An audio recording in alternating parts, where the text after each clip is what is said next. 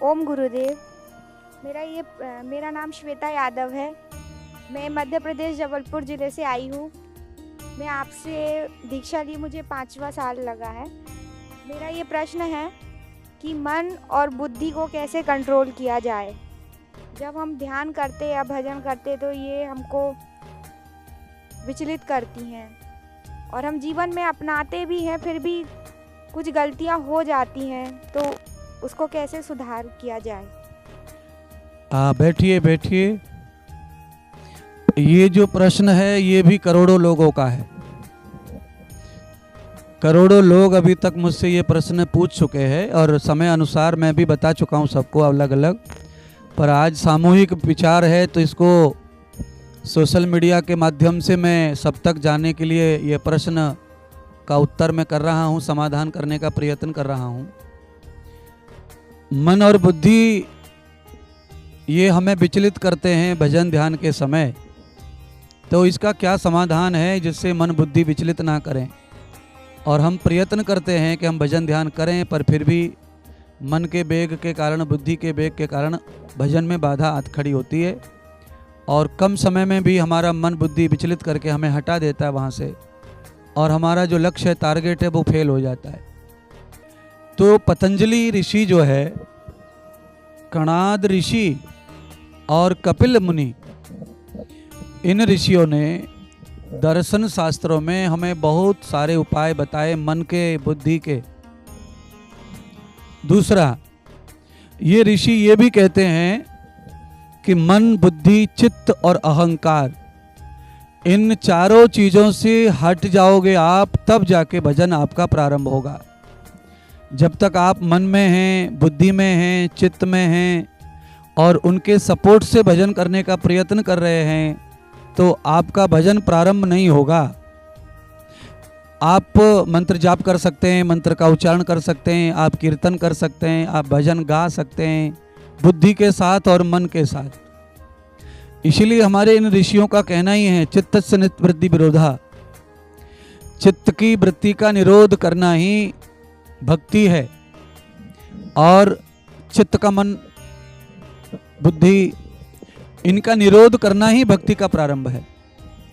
इसीलिए मन हमें परेशान करे, बुद्धि हमें परेशान करे, ऐसी स्थिति में आप ये समझें कि भजन प्रारंभ होगा ही नहीं।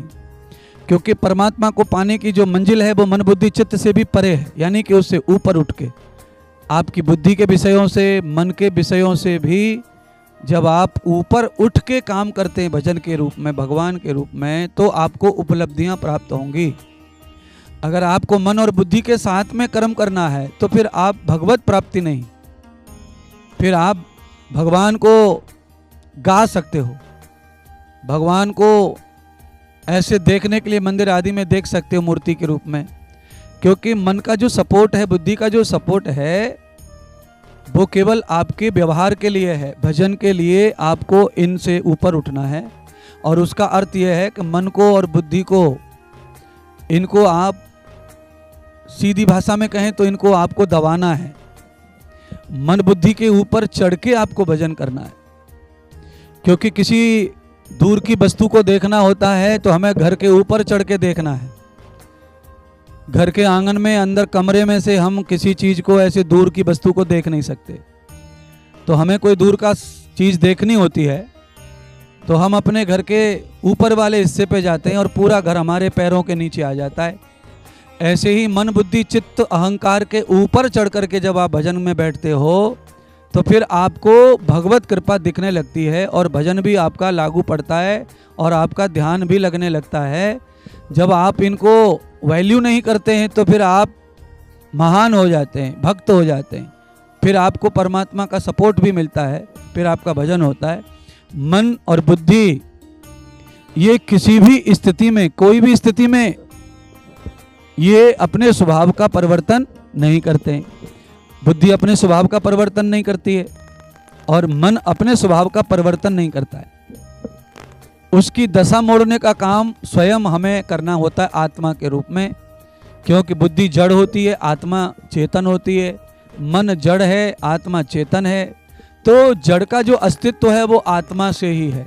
जैसे मानो अभी ये माइक जो है बोल रहा है, इसमें सेल कम हो जा रहा है, सेल खत्म हो जा रहा है, तो ये अपने आप बोलना बंद कर दे रहा है और मैं बोल रहा हूँ। तो ये जो चेतन है, ये जो ऊर्जा है, ये आत्मा है, और ये जो माइक है ये मन और बुद्धि है। मन और बुद्धि में प्रोसेस होता है और वो प्रोसेस से मशीन में आवाज़ चली जा रही है यहीं से, और पूरी दुनिया में ये आवाज़ चली जाएगी, और ये सेल निकाल दिया जाए तो ये आवाज़ मशीन तक नहीं पहुंचेगी। इसीलिए मन और बुद्धि जो होते हैं वो माइक की तरह हैं और आत्मा जो है वो सेल की तरह है। तो उस आत्मा को हमें परमात्मा से जोड़ना है, मन और बुद्धि के उस स्वभाव को ज्ञान पूर्वक हमें समझना है, विवेक पूर्वक समझना है। उसके लिए ही हम गुरु बनाते हैं, उसके लिए ही गुरु का ज्ञान लेते हैं, उसके लिए ही हम प्रश्न करते हैं और उसके लिए ही समाधान पाते हैं। परीक्षित महाराज ने लाखों प्रश्न किए हैं सुखदेव जी से, सुखदेव जी ने उनका समाधान किया, इसीलिए सुखदेव जी के माध्यम से परीक्षित का कल्याण हो पाया। ऐसे ही कोई गुरुदेव मिलते हैं जो हमारे प्रश्नों का समाधान करें, तो फिर हमारा कल्याण होना संभव होता है, भक्ति होना संभव होता है। मन के और बुद्धि के साथ में भक्ति होना संभव नहीं है। इसमें खाली हम नियम पूरा कर सकते हैं, बैठने का सुबह शाम, जपने का। मन अपना काम करे तुम अपना काम करो, बुद्धि अपना काम करे तुम अपना काम करो। ऐसी स्थिति में भी भजन हो सकता है, पर ऐसा सामान्य प्राणी के लिए ऐसा संभव नहीं है। तो हमें प्रयत्न सभी सामान्य व्यक्तियों को करना चाहिए कि मन के वेग और बुद्धि के वेग का प्रभाव हमारे ऊपर ना पड़े, और हम थोड़ा हट्टी और जिद्दी स्वभाव करके भजन में बैठें। तो हो सकता है कि मन थक जाए, बुद्धि थक जाए और हम आगे निकल जाएं और इनको हम पीछे छोड़ के भजन में लग जाएंगे।